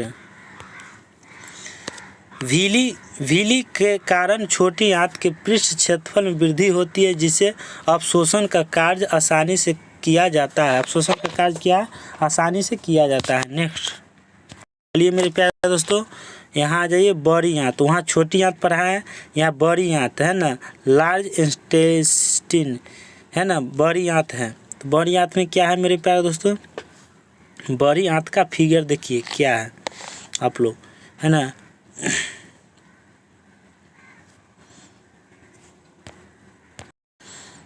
तो चलिए मेरे प्यारे दोस्तों, बड़ी आंत में भोजन के पाचन संबंधी कोई भी कार्य नहीं होता है। क्या है? बड़ी आंत में जो है भोजन के पाचन संबंधी कोई भी कार्य नहीं होता है। पाचन का कोई भी बड़ी आंत में कार्य नहीं होता है, क्योंकि इसमें किसी भी प्रकार के एंजाइम का निर्माण नहीं होता है। कोई भी एंजाइम का निर्माण नहीं हो तो भोजन पचेगा नहीं, है ना। बड़ी आंत 3 भागों में विभाजित होते हैं। पहला है कैक्यूम, दूसरा है कॉलन, तीसरा है रेक्टम। क्या है? रेक्टम। 3 भागों में बांटा हुआ है। नेक्स्ट आ जाइए। नेक्स्ट है, कैक्यूम वाले भाग में एक फिंगर लाइक स्ट्रक्चर पाई जाती है, जिसे वर्मीफॉर्म एपेंडिस कहा जाता है, जो मनुष्य में एक अवशेषी अंग होता है। एपेंडिस देखते हैं ना, कितना का एपेंडिस हो जाता है, बढ़ जाता है ना, जिसको बोलते हैं एपेंडिस का ऑपरेशन करा लो तो क्या है? वर्मीफॉर्म एपेंडिस हो जाता है। कहाँ? कैक्यूम वाले भाग में एक फिंगर लाइक स्ट्रक्चर पाई जाती है, जिसे वर्मीफॉर्म एपेंडिक्स कहा जाता है, जो मनुष्य में एक अवशोषी अंग होता है। क्या? अवशेषी अंग होते हैं। नेक्स्ट क्वेश्चन, कभी कभी वर्मीफॉर्म एपेंडिक्स में संक्रमण हो जाने पर एपेंडिसिटिस नामक बीमारी होती है, जिसे शल्य चिकित्सक के द्वारा ठीक किया जाता है। चिकित्सक के द्वारा क्या होता है? ठीक किया जाता है। नेक्स्ट, बड़ी आंत के कॉलन वाले क्षेत्र में कुछ सहजीवी साइम्बायोटिक्स बैक्टीरिया पाए जाते हैं, जिसके द्वारा विटामिन B3, B6, B12 और विटामिन K का निर्माण किया जाता है। अगला, रेक्टम वाले क्षेत्र से अनपचे भोजन अनडाइजेस्टेड फूड शरीर से बाहर निकल जाता है तथा जल का पाचन होता है। नेक्स्ट, चलिए अगला है पाचन ग्रंथियाँ। क्या? पाचन ग्रंथियाँ, डाइजेस्टिव ग्लैंड्स। पाचन तंत्र में पाचन ग्रंथियाँ का महत्वपूर्ण योगदान होता है, जो पाचन संबंधी कार्य के अलावा उपापचय क्रिया को संचालित करने का कार्य करती है। नेक्स्ट है, पाचन ग्रंथियाँ मुख्यतः 2 प्रकार की होती है। पाचन ग्रंथियाँ कितने प्रकार के होते हैं? 2 प्रकार के होते हैं। कौन कौन होते हैं? तो पहला है यकृत, दूसरा है अग्नाशय। यकृत को इंग्लिश में कहते हैं लीवर, अग्नाशय को कहते हैं पैनक्रियाज। क्या? पैनक्रियाज। और लीवर क्या है? लीवर। तो लीवर देखिए यहाँ है, ये क्या है मेरे प्यारे दोस्तों? लीवर की संरचना है ना, इमेज है, देख लीजिए।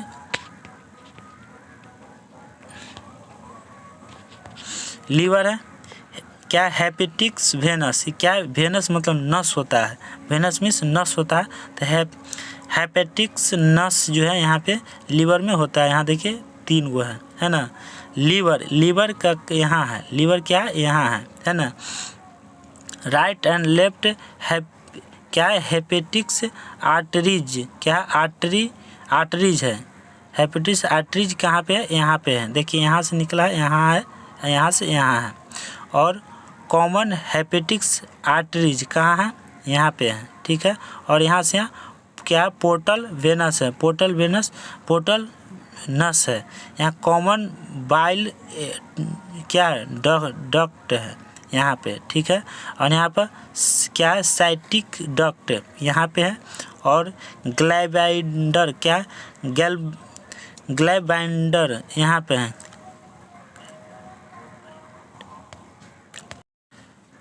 तो यहाँ पे क्या है मेरे प्यारे दोस्तों, गॉल ब्लेंडर कहाँ है, यहाँ पे है, ठीक है। तो लीवर को देख लिए इमेजन। तो चलिए आगे।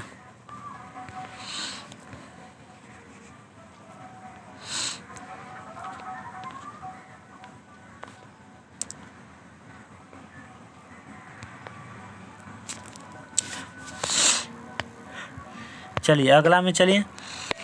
लीवर शरीर की सबसे बड़ी ग्रंथि है। लीवर जो है शरीर की सबसे क्या है, बड़ी ग्रंथि है। नेक्स्ट क्वेश्चन, इसका रंग गहरा लाल भूरा है। गहरा, इसका रंग जो है, लीवर का रंग कैसा होता है, गहरा लाल भूरा, गहरा लाल भूरा, रेडिश क्या, रेडिश ब्राउन होता है। इसका वजन जो है 1.5 kg होता है। लीवर की वजन जो है कितना होता है, 1.5 kg होता है, 1500 ग्राम होता है। नेक्स्ट, यह गर्त के द्वारा 2 खंडों में बटा होता है, जिसमें दायां खंड 12 होता है। दायां खंड क्या होता है, 12 होता है, और बायां खंड छोटा होता है, ठीक है। नेक्स्ट, लीवर को जिगर के नाम से भी जाना जाता है। लीवर को किस नाम से जाना जाता है, जिगर के नाम से भी जाना जाता है। यकृत के नीचे वाले हिस्से में, यकृत के नीचे वाले हिस्से में एक नाशपाती नुमा थैली पाई जाती है, जिसे पित्ताशय कहते हैं। क्या कहते हैं, पित्ताशय कहा जाता है।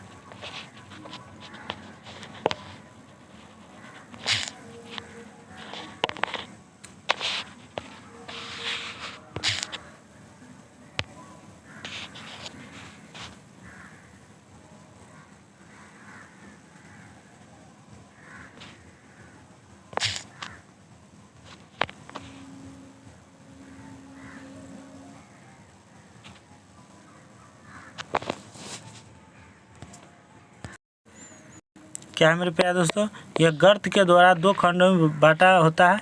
थोड़ा टेक्निकल प्रॉब्लम के कारण थोड़ा वीडियो कट गया था, है ना, और ऊपर नीचे होने लगा, देखबे किए होंगे, तो इससे आप लोग घबराइएगा नहीं। फिर आ गए हैं, चलते हैं क्वेश्चन के ऊपर। यह गर्त द्वारा 2 खंडों में बांटा होता है, जिसमें दायां खंड बड़ा होता है। लीवर को जिगर के नाम से भी जाना जाता है। लीवर को जिगर के नाम से भी जाना जाता है।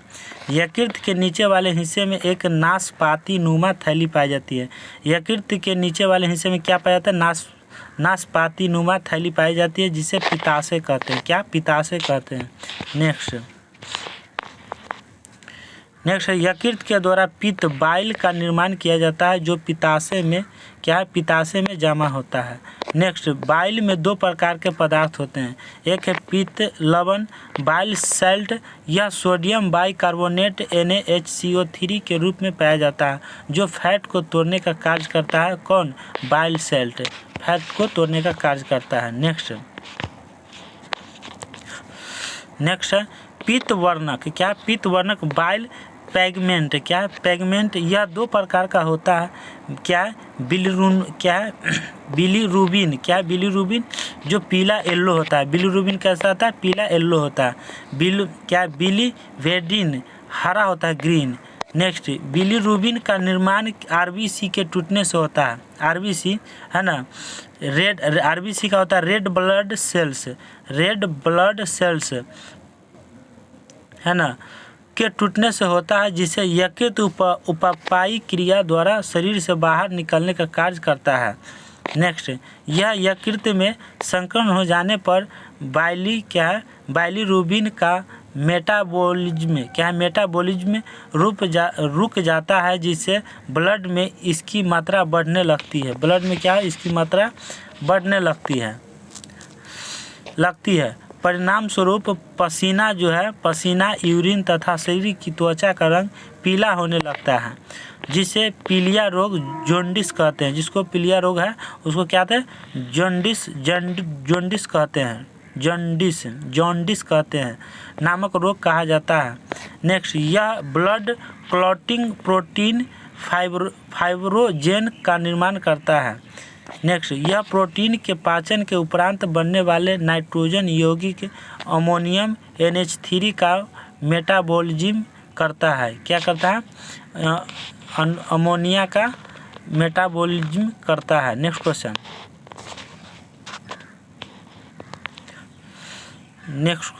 है यकृत NH3 को यूरिया CONH2 में परिवर्तित कर देता है और यह जो किडनी के द्वारा शरीर से बाहर निकल जाता है, कौन, NH3। नेक्स्ट, यूरिन में एक तीक्ष्ण गंध NH3 की मौजूदगी के कारण होती है। यकृत जहरीले पदार्थ टॉक्सिन मटेरियल, क्या यकृत जो है लीवर जहरीले पदार्थ टॉक्सिक मटेरियल के प्रभाव को समाप्त करने का प्रयास करता है। नेक्स्ट, यकृत में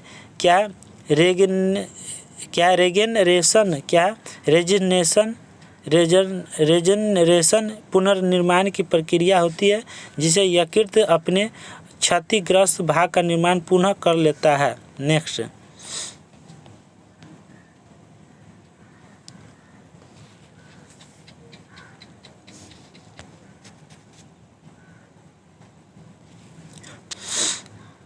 क्वेश्चन, यकृत कुछ विटामिनों को संचित करने का कार्य करता है, जैसे vitamin A, D, E, K जो वसा में घुलनशील होगा और लीवर में उपस्थित होता है सब। नेक्स्ट, यकृत यकृत जो है ग्लूकोज की अतिरिक्त मात्रा में ग्लाइकोजन के रूप में संचित करने का कार्य करता है। नेक्स्ट, यह शरीर के ताप को नियंत्रित करता है, कौन, ग्लूकोज जो है शरीर के ताप को नियंत्रित करता है। नेक्स्ट, अग्नाशय पेनक्रियाज शरीर की दूसरी सबसे बड़ी ग्रंथि है। पेनक्रियाज जो है शरीर की सबसे दूसरी बड़ी ग्रंथि है। इसका वजन 60 से 90 ग्राम होता है। पेनक्रियाज की बीच होती है। यह एकमात्र शरीर में पाया जाने वाला मिश्रित ग्रंथि मिक्स ग्लैंड होता है। पेनक्रियाज डक्ट पेनक्रियाज जो है पेनक्रिएटिक डक्ट से एक सहायक नली स्वतंत्र रूप से क्या होता है, स्वतंत्र रूप से क्या होता है मेरे प्यारे दोस्तों, तो डोडेनियम में खुलती है, डोडेनियम में खुलती है, जिसे डक्ट ऑफ सेंटोरिनियस सेंटोरिनियस कहा जाता है। अगला है पेनक्रियाज एक मिक्स्ड ग्लैंड है जिसमें कुछ भाग एंडोक्राइन ग्लैंड तथा कुछ भाग एक्सोक्राइन ग्लैंड भी की तरह व्यवहार करता है। नेक्स्ट क्वेश्चन, अंतःस्रावी भाग एंडोक्राइन पार्ट्स। नेक्स्ट है पेनक्रियाज की अंतःस्रावी ग्रंथि को इसलेंट्स ऑफ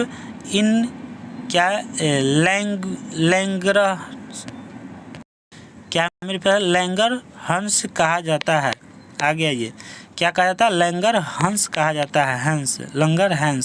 लैंगरहंस द्वीप का जो है इसलैंड्स ऑफ लैंगरहंस, इसमें 3 प्रकार की कोशिकाएं पाई जाती है। 3 प्रकार की, कौन कौन है मेरे प्यारे दोस्तों,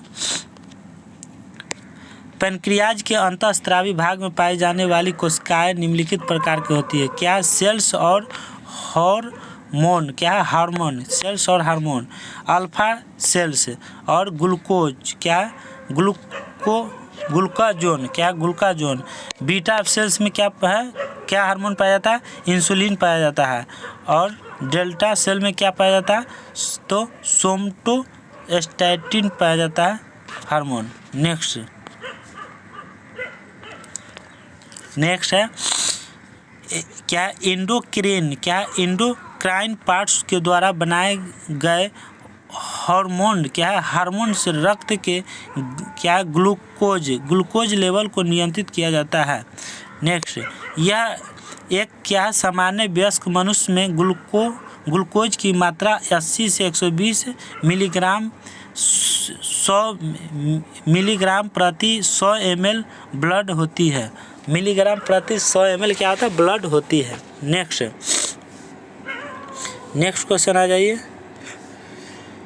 भोजन करने के कारण जब रक्त में ग्लूकोज की मात्रा सामान्य से ऊपर चली जाती है तो बीटा सेल्स द्वारा निर्मित इंसुलिन हार्मोन द्वारा ग्लूकोज की अतिरिक्त मात्रा को ग्लाइकोजेन में परिवर्तित किया जाता है और ग्लाइकोजेन लीवर में जमा हो जाता है, जिसके कारण रक्त में ग्लूकोज की मात्रा सामान्य हो जाती है। यह ग्लाइकोजेनेसिस क्रिया कहलाती है। क्या कहलाती है?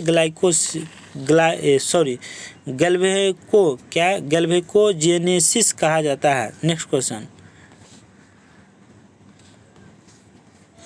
कभी कभी भोजन की कमी के कारण ब्लड में ग्लूकोज की मात्रा सामान्य से कम हो जाती है तथा अल्फा सेल्स द्वारा निर्मित ग्लाइकोजेन हार्मोन ग्लाइकोजेन को ग्लूकोज में परिवर्तित करता है, जिससे रक्त में ग्लूकोज की मात्रा सामान्य हो जाती है। यह क्रिया क्या कहलाता है? ग्लाइकोजेनोलिसिस कहलाता है, टूटना कहलाती है। क्या है? ग्लूकोज जो है इंसुलिन ग्लाइकोजेन में चेंज हो जाता है। ग्लाइकोजेन क्या है? ग्लाइकोजेन जो है ग्लूकोज में परिवर्तित होता है। नेक्स्ट, डेल्टा सेल्स द्वारा निर्मित क्या है? सोमटोस्टैटिन हार्मोन से इंसुलिन तथा ग्लूकोजन ग्लूकोजन की मात्रा तथा कार्यों की नियंत्रित करता है। कभी कभी इंसुलिन का निर्माण नहीं होने से रक्त में ग्लूकोज की मात्रा अस्थायी तौर पर बढ़ जाती है। रक्त में जो है ग्लूकोज की मात्रा जो है अस्थायी तौर पर बढ़ जाती है। किसके कारण? इंसुलिन का निर्माण न होने के कारण। इंसुलिन की जब निर्माण नहीं होगा शरीर में तो ग्लूकोज की मात्रा क्या हो जाएगा? बढ़ जाता है, जिससे मधुमेह या डायबिटीज क्या है? मेलिटस कहा जाता है, जिससे क्या होता है? मधुमेह रोग हो जाता है और उसको डायबिटीज कहते हैं। डायबिटीज मधुमेह रोग जिसको कहते हैं शुगर, है ना। नेक्स्ट, मधुमेह की स्थिति में रोगी को अनिद्रा या याददाश्त में कमी, अत्यधिक प्यास, बार बार मूत्र का त्याग, अत्यधिक पसीना आना तथा कोई जख्म हो जाने पर जल्दी ठीक न होना आदि लक्षण किसका है? डायबिटीज रोगों का है, पाए जाते हैं। नेक्स्ट, विश्व में सर्वाधिक मधुमेह के रोगी भारत में पाए जाते हैं। भारत में जो है मधुमेह का रोग बहुत ज़्यादा हो रहा है, ठीक है। इसलिए भारत को मधुमेह देश की राजधानी कहा जाता है। इसलिए क्या भारत को क्या कहा जाता है? मधुमेह देश की राजधानी कहा जाता है। मधुमेह देश की राजधानी भारत को कहा जाता है, ठीक है। चलिए अगला क्वेश्चन पर चलते हैं।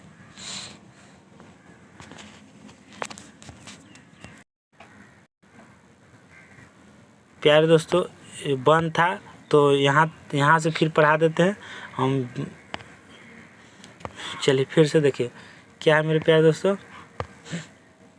मानसिक कार्य करने वाले व्यक्ति के लिए प्रतिदिन 2200 से 3300 कैलोरी ऊर्जा की आवश्यकता होती है, जबकि शारीरिक कार्य फिजिकल वर्क करने वाले व्यक्ति के लिए प्रतिदिन 3000 से 4000 कैलोरी ऊर्जा की आवश्यकता होती है। अगला है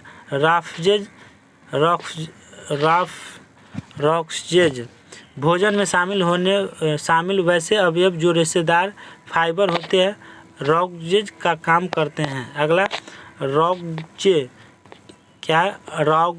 के द्वारा जल को अवशोषित किया जाता है तथा आहार नली फूड पाइप की सफाई की जाती है। नेक्स्ट,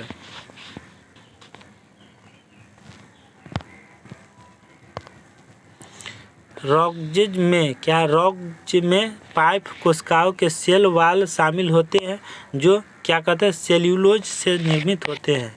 नेक्स्ट, भोजन में सलाद जो है रॉक्सजेज के रूप में मौजूद होता है। Next,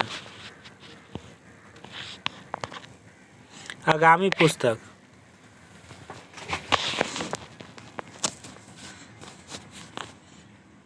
next. चलिए अब आप लोगों को क्या कराएंगे? ऑब्जेक्टिव। क्या कराएंगे मेरे प्यारे दोस्तों? ऑब्जेक्टिव। अब आज ये ऑब्जेक्टिव पर चलते हैं। चलिए ऑब्जेक्टिव पर थोड़ा स्पीड में चलिएगा आप लोग।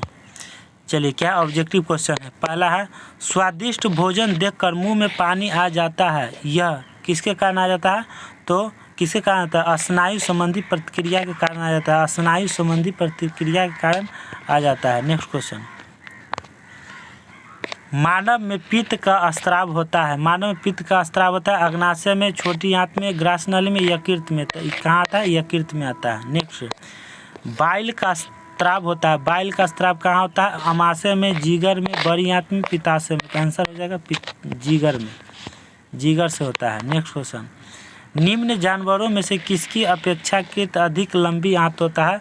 तो खरगोश का होता है। किसको? खरगोश का। अभी तुरंत पढ़ाए हैं।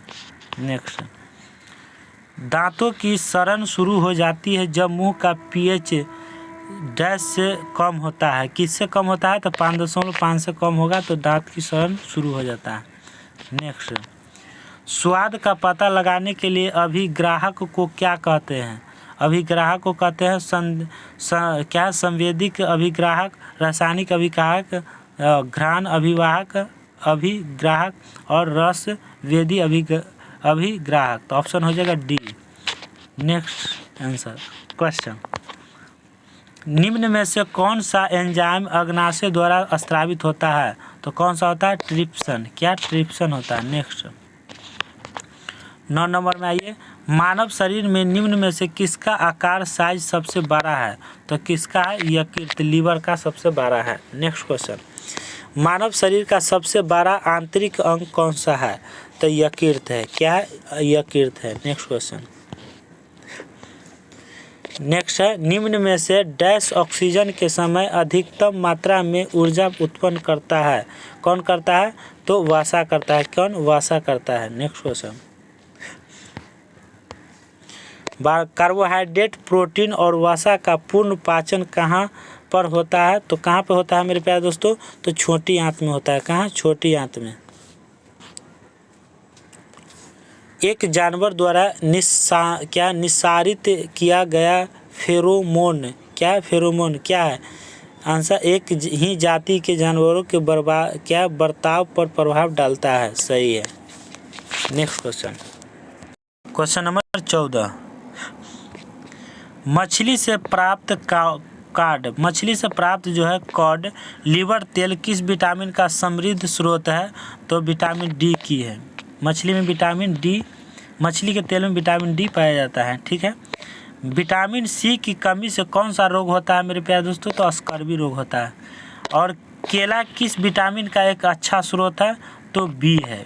केला में विटामिन बी पाया जाता है। ठीक है। नेक्स्ट क्वेश्चन, उस विटामिन का नाम बताइए जिसकी कमी के कारण अत्यधिक खून बहने लगता है। किसके? तो विटामिन के कारण। नेक्स्ट क्वेश्चन, प्रोटीन की कमी से निम्न में से कौन सी बीमारी होती है? तो प्रोटीन की कमी से होता है क्वाशियोरकर। नेक्स्ट क्वेश्चन, ये क्या हो गया? अगला क्वेश्चन क्या है मेरे प्यारे दोस्तों?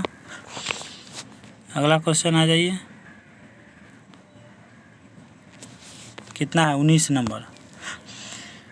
19 नंबर में आइए, रक्त स्कंदन के लिए आवश्यक विटामिन कौन सी है? रक्त स्कंदन के लिए आवश्यक विटामिन कौन सी है?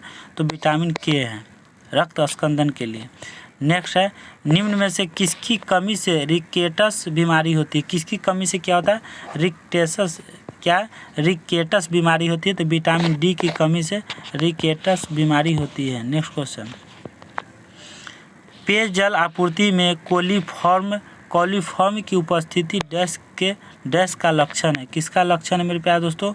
तो क्या है? फ्लोराइड संदूषण, फास्फोरस संदूषण, पानी के स्राव का खरापन और मानव अपशिष्ट से संदूषण। तो ऑप्शन डी हो जाएगा आंसर। नेक्स्ट 22, पाचन तंत्र में मौजूद रस जो है गैस्ट्रिक जूस में डैश शामिल होता है। गैस्ट्रिक जूस में क्या शामिल होता है? HCl होता है। पढ़ाया है। नेक्स्ट क्वेश्चन, हमारा दंतवल्क इनेमेल से डैश से बना होता है। किससे बना होता है? कैल्शियम फास्फोरेट से बना होता है। किससे? कैल्शियम फास्फोरेट से। नेक्स्ट क्वेश्चन 24 नंबर, दांत का एनामेल किससे बनता है? दांत का एनामेल जो है किससे बनता है? कैल्शियम क्लोराइड से, कैल्शियम सल्फेट से, कैल्शियम कार्बोनेट से, डी कैल्शियम फास्फेट से। तो ऑप्शन डी हो जाएगा, कैल्शियम फास्फेट से बनता है। नेक्स्ट क्वेश्चन 25 नंबर, मेटाबॉलिज्म क्या है? मेटाबॉलिज्म चयापचय संबंधित है। किससे संबंधित है मेरे प्यारे दोस्तों? तो एक शरीर में होने वाली सभी रासायनिक प्रतिक्रिया से संबंधित है। तो हाँ है, सही है। दो सरल अणुओं से जटिल अणुओं का संश्लेषण, हाँ सही है। और उपज और अपचय से सही है। तो आंसर क्या हो जाएगा? डी हो जाएगा। नेक्स्ट क्वेश्चन है 26 नंबर। शरीर के किस भाग में पित्त रस बाइल जूस जो है बाइल जूस का उत्पादन होता है? शरीर के किस भाग में बाइल जूस, पित्त रस या बाइल जूस का उत्पादन होता है? किस में होता है? हृदय, फेफड़े, गुर्दे, यकृत? यकृत में होता है। नेक्स्ट क्वेश्चन 27 में। कौन सा पदार्थ पित्ताशय में संग्रहित और सांद्रित होता है? तो कौन में? लसिका, पानी, रक्त, पित्त? तो पित्त होता है। नेक्स्ट क्वेश्चन, किसी व्यक्ति के पाचन तंत्र की जांच करने के लिए इस्तेमाल किया जाने वाला यंत्र कहलाता है? क्या कहलाता है? तो ओसिलोस्कोप, माइक्रोस्कोप और इंडोस्कोप और रेडियोग्राफ? तो कहलाता है इंडोस्कोप। नेक्स्ट, पाचन में मदद करने के लिए शरीर में कौन सा एसिड प्रयोग किया जाता है? तो हाइड्रोक्लोरिक एसिड का प्रयोग किया जाता है। डी। नेक्स्ट क्वेश्चन, भोजन से प्राप्त ऊर्जा को कैसे मापा जाता है? तो कैलोरी से, केल्विन से, फैट से, एम्पियर से? तक किस से? कैलोरी से मापा जाता है। नेक्स्ट, मानव शरीर का एकमात्र अंग जो पुनः विकसित, पुनः क्या सृजित हो सकता है, वो क्या कहलाता है? तो तिल्ली कहलाता है, दिमाग कहलाता है, जिगर, अग्नाशय? तो जिगर कहलाता है। 32 नंबर। मानव शरीर में कंठ को क्या कहा जाता है? तो वॉइस बॉक्स कहा जाता है। क्या? वॉइस बॉक्स कहा जाता है। नेक्स्ट, निम्नलिखित में से कौन पाचन तंत्र का हिस्सा नहीं है? पाचन तंत्र का हिस्सा नहीं है तो हृदय जो है पाचन तंत्र का हिस्सा नहीं है। यकृत है, अमाशय पेट है, मुंह है। तो शुरू होता है मुंह से, तब जाता है कहाँ जाता है? अमाशय में जाता है, तब लीवर होते हुए जाता है छोटी आंत में। नेक्स्ट, निम्नलिखित में से किसमें होमोडोट दांत पाया जाता है? क्या? होमोडोट दांत पाया जाता है तो मछली में पाया जाता है। कहाँ? मछली में। नेक्स्ट क्वेश्चन, नेक्स्ट है 35 में। डियोडेनम क्या है? डियोडेनम का भाग है। डियोडेनम का भाग क्या है? छोटी आंत है। क्या है? छोटी आंत। नेक्स्ट क्वेश्चन, एक मानव जीव में औसतन कितनी स्वाद कलिकाएँ मौजूद होती है? तो कितनी होती है मेरे प्यारे दोस्तों? बताएं कितना होता है? तो 2000 से 8000 के बीच में होता है। ऑप्शन ए हो जाएगा। नेक्स्ट क्वेश्चन, एक वयस्क मानव पूरा पाचन तंत्र यानी मुंह से गुदा तक 10 मीटर लंबा होता है। कितना मीटर होता है? 9 मीटर होता है। कितना? 9 मीटर। नेक्स्ट क्वेश्चन, अगला क्वेश्चन है 38। क्या है? 38 से है। तो भोजन खाद्य पदार्थ के संबंध में इनमें से कौन सा कथन असत्य है? क्या? असत्य, गलत है। तो यह एक अजैविक पदार्थ है, यह रासायनिक प्रक्रियाएं देता है, सही है। यह एक जैविक पदार्थ है, सही है। यह हमें ऊर्जा प्रदान करता है। खाद्य भोजन जो ऊर्जा प्रदान करता है, जो खाना खाते हो खाद्य पदार्थ ऊर्जा प्रदान करता है। यह एक जैविक पदार्थ है, सही है। यह एक रासायनिक क्रियाएं देता है, सही है। लेकिन यह एक अजैविक पदार्थ है, गलत है। तो आंसर क्या हो जाएगा? ए हो जाएगा। गलत चुनना था, असत्य। नेक्स्ट क्वेश्चन, किस प्रक्रिया के द्वारा आहार नली में भोजन जाता है? किस प्रक्रिया के द्वारा जो है आहार नली में भोजन जाता है? तो अंतग्रहण के द्वारा। क्या? अंतग्रहण के द्वारा। ए आंसर हो जाएगा। नेक्स्ट है 40 नंबर में आ जाइए। 40 में भोजन नली की दीवारों के संकुचन और प्रसरण को डैश गति कहा जाता है। क्या कहा जाता है? क्रमांकुचन कहा जाता है। A answer. नेक्स्ट क्वेश्चन, निम्न में से कौन मानव आहार नली का भाग नहीं है? मानव आहार नली का भाग नहीं है तो वायु कोशिका का। किसका? वायु कोशिका का भाग नहीं है। नेक्स्ट, लार में डैश एंजाइम होता है। लार में कौन सा एंजाइम होता है? तो लीगेज एंजाइम होता है। क्या? लीगेज एंजाइम होता है। 43 एंजाइम टाइलिन डैश में पाया जाता है। एंजाइम टाइलिन जो है किस में पाया जाता है, तो लार में। एंजाइम टाइलिन लार में पाया जाता है। नेक्स्ट क्वेश्चन 44 में पाचन के बाद कार्बोहाइड्रेट को परिवर्तित कर दिया जाता है। पाचन के बाद किसका कार्बोहाइड्रेट को परिवर्तन की जाती है, किस में, ग्लाइकोजन में, ग्लूकोज में, अमीनो अम्ल में, वसा युक्त अम्ल में। तो क्या ग्लूकोज में प्रयुक्त किया जाता है। नेक्स्ट क्वेश्चन पित्त के कार्य को डैश कहा जाता है। पित्त के कार्य को पायसीकरण कहा जाता है। क्या पायसीकरण किया जाता है। नेक्स्ट अग्नाशय रस में मौजूद डैश एंजाइम प्रोटीन को एमिनो एसिड में परिवर्तित करता है, तो ट्रिप्सन में करता है। किस में, ट्रिप्सन में करता है। नेक्स्ट क्वेश्चन 47 में पाचन के दौरान पित्त की भूमिका डैश होती है। पाचन के दौरान पित्त की भूमिका क्या होती है, वसा का अवशोषण होता है, वसा का पायसीकरण होता है, वसा का उत्सर्जन होता है, वसा का पाचन होता है। तो वसा का पायसीकरण होता है, बी। 48 में मनुष्य के पाचन तंत्र में उत्सर्जित अम्ल कौन सा होता है, तो सल्फ्यूरिक अम्ल, नाइट्रिक अम्ल और एंटासिड और हाइड्रोक्लोरिक अम्ल। तो डी हो जाएगा, हाइड्रोक्लोरिक अम्ल। 49 में है भोजन के पाचन की प्रक्रिया के दौरान होने वाले ऊर्जा परिवर्तित के प्रकार को बताएं। क्या है, भोजन के पाचन की प्रक्रिया के दौरान होने वाले ऊर्जा परिवर्तन के प्रकार को बताएं। तो ये में रासायनिक ऊर्जा से ऊष्मा ऊर्जा में परिवर्तित होता है, यांत्रिक ऊर्जा से ऊष्मा ऊर्जा में परिवर्तित होता है, रासायनिक ऊर्जा से प्रकाश ऊर्जा में, प्रकाश ऊर्जा से रासायनिक ऊर्जा में। तो आंसर हो जाएगा ए, रासायनिक ऊर्जा से ऊष्मा ऊर्जा में परिवर्तित हो जाता है। नेक्स्ट क्वेश्चन पर आ जाइए। डैश को पचाने के लिए शाकाहारी को लंबी छोटी आंत की आवश्यकता होती है। शाकाहारी को लंबी छोटी आंत की आवश्यकता होती है कौन सा चीज़ पचाने के लिए, तो सेल्यूलोज को पचाने के लिए लंबी छोटी आंत होनी चाहिए, है ना। मानव में भोजन और हवा के लिए सामान्य मार्ग है। क्या है, कंठ नली, नासा, गुहा, ग्रास नली और ग्रसनी। तो क्या हो जाएगा, ग्रसनी हो जाएगा। ग्रसनी से क्या, भोजन और हवा के लिए सामान्य मार्ग है। नेक्स्ट यकृत लीवर डैश कार्य करता है। लीवर जो है क्या कार्य करता है, लीवर जो है पाचन का कार्य करता है। नेक्स्ट क्वेश्चन 53 में है डैश मांसपेशियों के लयबद्ध संकुचन के परिणाम स्वरूप बच्चा पैदा होता है। किससे, गर्भाशय से क्या होता है, बच्चा पैदा होता है। नेक्स्ट 54 में गले में डैश के छल्ले मौजूद होते हैं। गले में जो है डैश के छल्ले मौजूद होते हैं, तो उपास्थि का छल्ले मौजूद होते हैं। 55 में लार ग्रंथि से डैश एंजाइम स्रावित होता है। क्या होता है, तो एमाइलेज जो है, एमाइलेज लार ग्रंथि से एमाइलेज एंजाइम स्रावित होता है। नेक्स्ट क्वेश्चन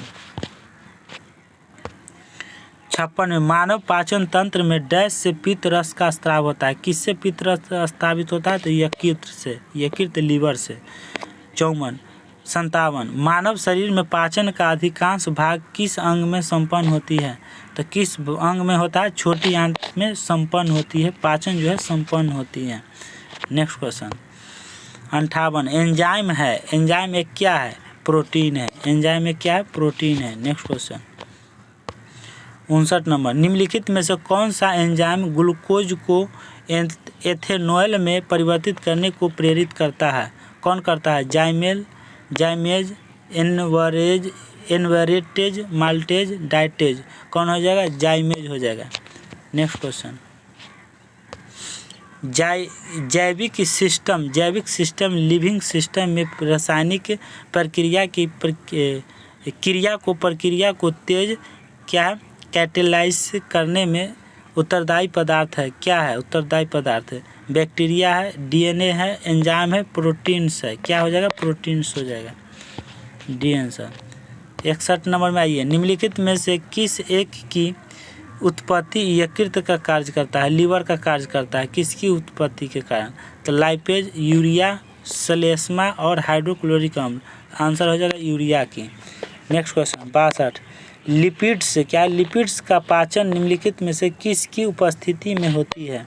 किसकी उपस्थिति में होता है, लिपिड्स की। तो लिपिड्स की क्या उत्पत्ति होता है, 62 का आंसर क्या हो जाएगा मेरे प्यारे दोस्तों? सी हो जाएगा। केवल 2 सही है। क्या हो जाएगा? केवल 2 सही है। नेक्स्ट, मानव तंत्र में निम्नलिखित में से कौन सा एक पाचन एंजाइम नहीं है? मानव तंत्र में निम्नलिखित में से कौन सा एक पाचन एंजाइम नहीं है? पाचन एंजाइम नहीं है तो trypsin, gastrin, ptyalin, pepsin. Pepsin जो है एक पाचन क्या है? पाचन जो है एंजाइम नहीं है। नेक्स्ट, 64 में कथन ए, हमारे आहार में सभी प्रोटीन का पाचन केवल क्या है? क्षुद्रांत्र में होता है। कथन आर, कथन 2 में है आर में, अग्नाशय से प्रोटीनों का पाचन करने वाली एंजाइम को क्षुद्रांत्र में छोड़ा जाता है। तो कौन सा कथन सही गलत है? तो ए में हो गया, ए आर दोनों सही है और आर ए का सही स्पष्टीकरण है। ए और आर दोनों सही है और आर ए का सही स्पष्टीकरण नहीं है। तो आंसर क्या हो जाएगा मेरे प्यारे दोस्तों?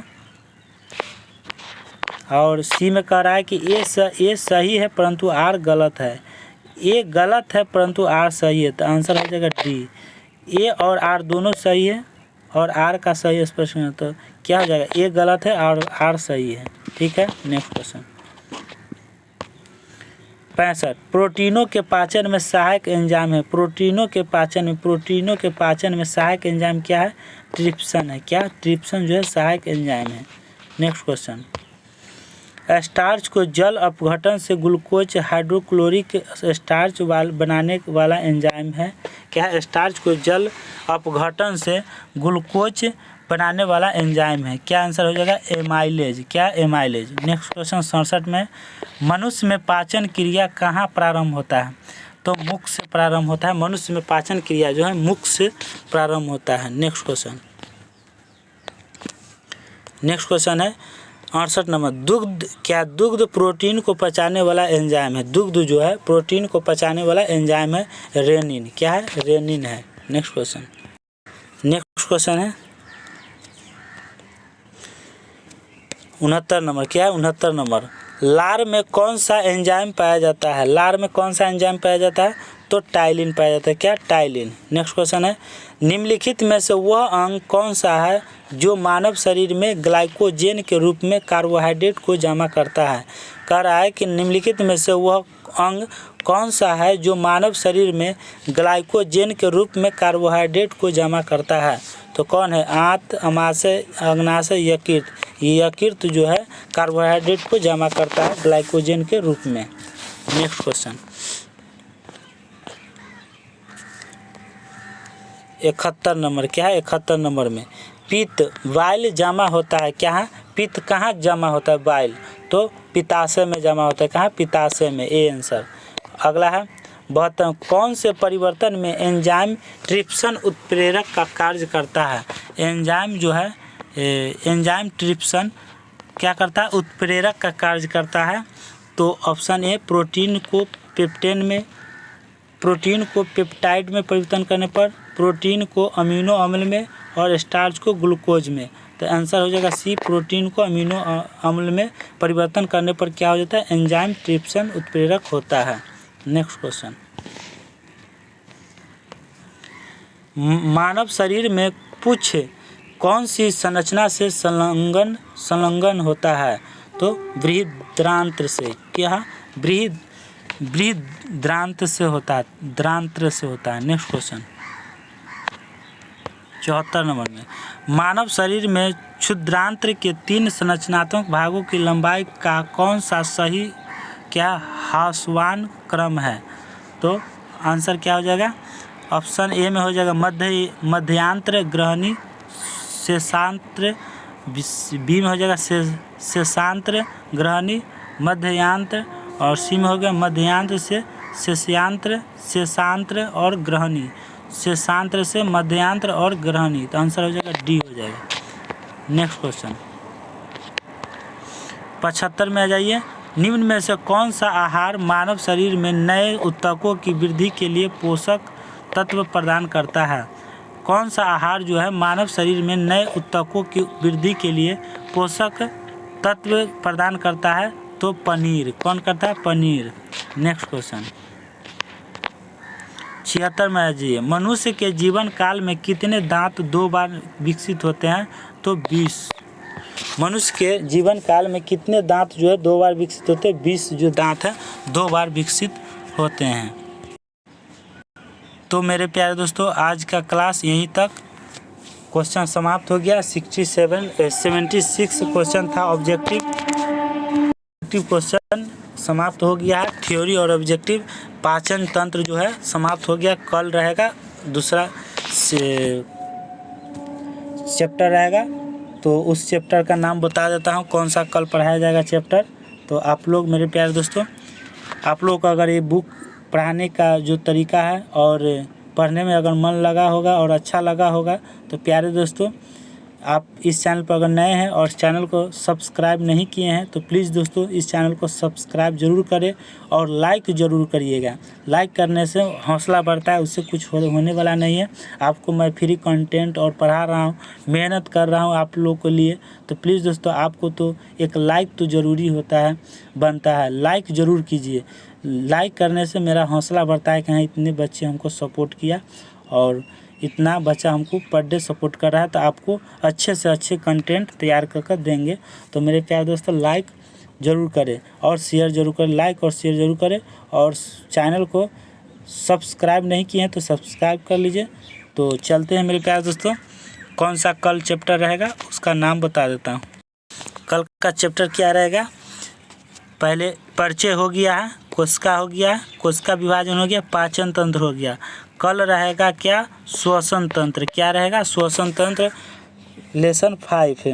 क्या? लेसन 5 रहेगा श्वसन तंत्र, पेज नंबर 27 से 30 तक। अगर आप लोग के पास में बुक होगा तो मेरे प्यारे दोस्तों, इस बुक को आप लोग पढ़ के आइएगा अच्छे तरह से। क्या? 27 से 30 3 पेज पढ़ के आइएगा। नहीं तो मेरे प्यारे दोस्तों, मेरा टेलीग्राम चैनल जो है, मेरा लिंक में यहाँ डिस्क्रिप्शन के लिंक में दिया हुआ है, तो आप लोग जाके टेलीग्राम से जुड़ जाइए। टेलीग्राम पे हम इसका जो है इस चैप्टर का श्वसन तंत्र का PDF डाल देंगे, तो आप लोग अब जाके वहाँ से देख सकते हैं। अगर जिसके पास बुक नहीं होगा वो, अगर है तो बुक से पढ़िए, अगर नहीं है बुक तो यहाँ डाल देंगे। अगर बुक खरीदना चाहते हैं SK झा सर का तो मार्केट में मिलता है, इस बुक को आप ले सकते हैं, खरीद सकते हैं। मार्केट से ले आइए, आप अपना पढ़िए। अगर नहीं लाना चाहते हो तो यहाँ से हम आपको PDF जो है श्वसन तंत्र का केवल देंगे PDF, हर चैप्टर का अलग अलग PDF देंगे। एक बार सब नहीं देंगे, एक बार देंगे तो आप लोग नहीं पढ़ पाइएगा। तो मेरे प्यारे दोस्तों, कल के लिए आप लोग तैयार रहिए। तो चलते हैं। जय हिंद, जय भारत।